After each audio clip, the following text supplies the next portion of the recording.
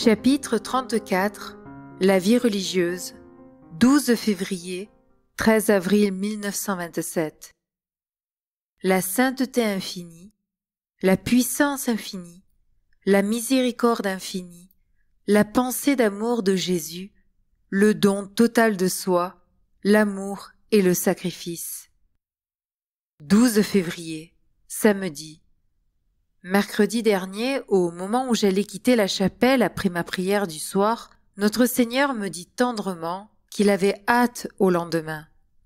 Inutile d'ajouter combien cette parole augmenta mes désirs de répondre à cette divine prévenance. Jeudi matin, il me présenta son calice à l'instant où j'ai renouvelé mon vœu du plus parfait.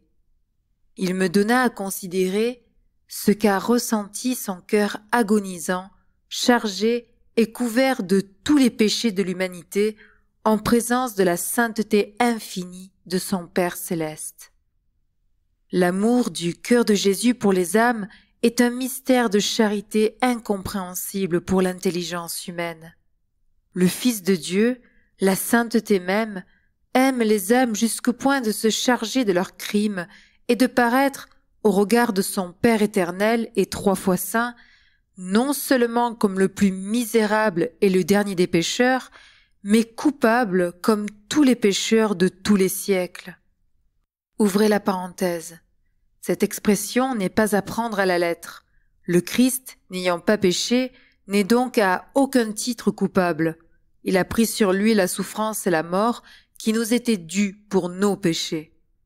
Fermez la parenthèse. Ô amour de mon Sauveur, que tu es peu compris. 19 février, samedi. Jeudi matin, notre Seigneur s'est présenté à un nouveau moment. Il a retardé de quelques secondes et m'a donné son calice béni lorsqu'en détaillant quelques points de mon vœu du plus parfait, j'ai dit « Mon Dieu, je fais vœu de ne regarder que vous seul. » Il m'a alors demandé de m'appliquer le plus possible à ne m'occuper que de lui seul. Dans mes méditations, il me donna à considérer la puissance de son Père, qui en un instant pouvait anéantir toutes les âmes coupables ou les précipiter éternellement dans l'enfer, et d'autre part, la puissance de son cœur agonisant, qui désarmait le juste courroux de son divin Père et obtenait miséricorde. Les considérations que m'offre mon bon Maître, accompagnées de sa lumière et de sa grâce, me pénètrent d'une semaine à l'autre, que j'ai besoin de l'aimer, mon Jésus, pour le remercier de tant de bienfaits. 24 février, jeudi. Au moment de ma communion, notre Seigneur me donne à considérer la miséricorde de son Père et la miséricorde de son cœur agonisant. Cela n'exclut pas la considération de l'union intime, parfaite et constante de son cœur avec son Père céleste. Cette union est comme le principe et la fin de toutes mes méditations du jeudi et du vendredi depuis quelques semaines. Jésus me présente donc l'étude et la contemplation de ses attributs infinis. Je le réalise, je le comprends maintenant, mais je ne m'en suis pas aperçu au commencement. Je ne comprends jamais au moment même ces divines opérations. 3 mars, premier jeudi du mois. Au moment de ma communion, comme au premier jeudi de février, notre Seigneur me fait éprouver quelque chose de la justice de son Père. Mais il me donne à considérer en même temps l'union d'amour de son cœur avec son divin Père, ce qui, par moments, m'adoucit beaucoup les rigueurs de la justice. 7 mars, lundi. Je recommence une vie d'amour infini. Notre Seigneur m'a fait mieux comprendre aujourd'hui la valeur de chaque seconde pour sa gloire et les âmes. Il me demande encore la plus grande attention à lui. Depuis plus de 2 semaines, je l'offre à son divin Père 500 fois par jour et je dépasse même ce chiffre. Oh, que tout devient facile avec sa grâce et quand on le laisse faire en se confiant à la Sainte Vierge. Mais je sens que cela est si peu pour consoler et réjouir le cœur de l'infini. L'amour est un tourment infini comme Dieu lui-même. heureux tourment qui tient l'âme rivée au souverain bien. 13 mars, dimanche. Jeudi dernier, même action de la part de notre Seigneur au moment de ma communion. Depuis ce jour, je goûte à l'amertume de son calice. Ennui, dégoût, tout est pénible humainement parlant, mais tout est délicieux pour lui. Je suis comme dans un état de purification et de préparation à quelque grâce insigne. Toutes mes considérations se concentrent dans l'union d'amour de son cœur avec son divin Père. 22 mars, mardi. Jeudi dernier, au moment de ma communion, notre Seigneur m'a fait participer à l'isolement de son cœur agonisant. 25 mars, vendredi. Depuis dimanche soir dernier, la maladie me tient encore inactive à l'infirmerie.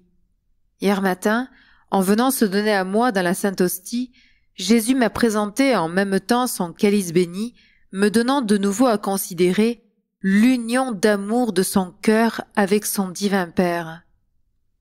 Aujourd'hui, fête de l'Annonciation de la Sainte Vierge et de l'Incarnation de notre Seigneur, c'est l'anniversaire de ma première émission des 3 vœux de religion. J'ai 5 ans de profession privée. Depuis un mois, notre Seigneur m'a préparé à cet heureux anniversaire. Durant les 9 derniers jours, il m'a fait faire une neuvaine d'amour. De mercredi soir à ce matin, il m'a mise en retraite dans son cœur, plus intimement qu'à l'ordinaire. Ce matin, mon action de grâce après la communion s'est commencée dans la sécheresse et l'aridité. Je m'en suis plainte à mon bon maître en lui disant que cela me faisait de la peine, mais néanmoins, j'étais heureuse de ce qu'il voulait. Vers la fin de mon action de grâce, je fus envahie par une grande paix, prélude des communications de mon Jésus. En effet, il me dit « Par ma très sainte mère, je te donne la grâce de penser constamment à moi, de penser continuellement à Dieu. » Je restais comme muette de reconnaissance et aussi de crainte. Je me sentais si indigne d'être ainsi pénétrée par la pensée de l'être suprême. Je fis un acte de foi à la parole de mon Jésus, un acte de confiance en sa bonté, et lui de me répondre. J'ai fait passer en ton néant ma pensée continuelle de Dieu, ma pensée d'amour de mon Père éternel. Mon cœur pense continuellement aux âmes, et la plupart des âmes, même consacrées, m'oublient si souvent. Je veux que tu penses toujours à moi, comme je pense toujours à toi et aux âmes. C'est donc pour la jouissance et la consolation de son cœur que notre Seigneur m'a accordé cette grâce précieuse. Il a tant soif d'amour. Mon Dieu, merci. Marie, ma bonne mère, merci. Accordez-moi la grâce de ne jamais, jamais mettre le moindre obstacle à l'action de l'esprit d'amour.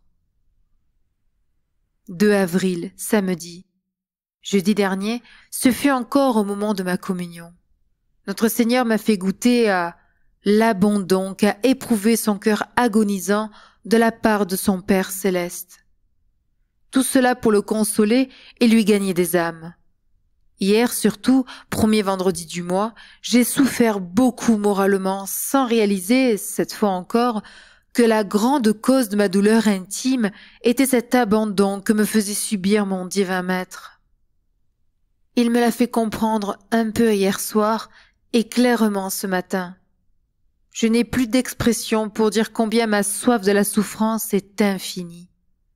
La multitude et l'intensité des souffrances que Jésus a endurées depuis le premier moment de son incarnation jusqu'à son dernier instant sur le calvaire, dans son corps, dans son esprit, dans son âme et dans son cœur, pourrait seul me rassasier. L'amour est l'unique motif de mes désirs.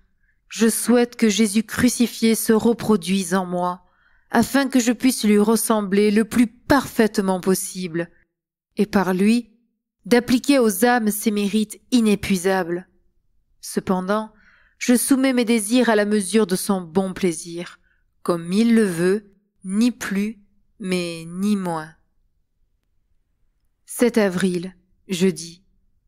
Depuis le 20 mars, la maladie me tient au lit. Ce matin, j'ai commencé ma méditation à 5h30.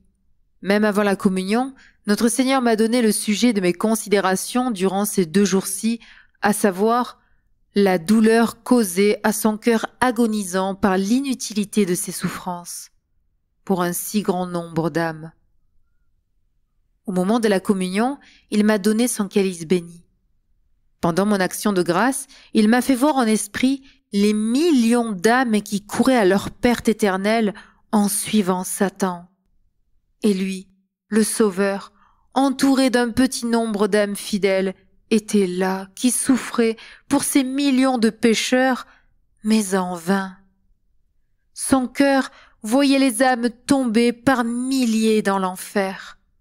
À cette vue, je lui dis, « Mon Jésus, la rédemption a été complète de ta part.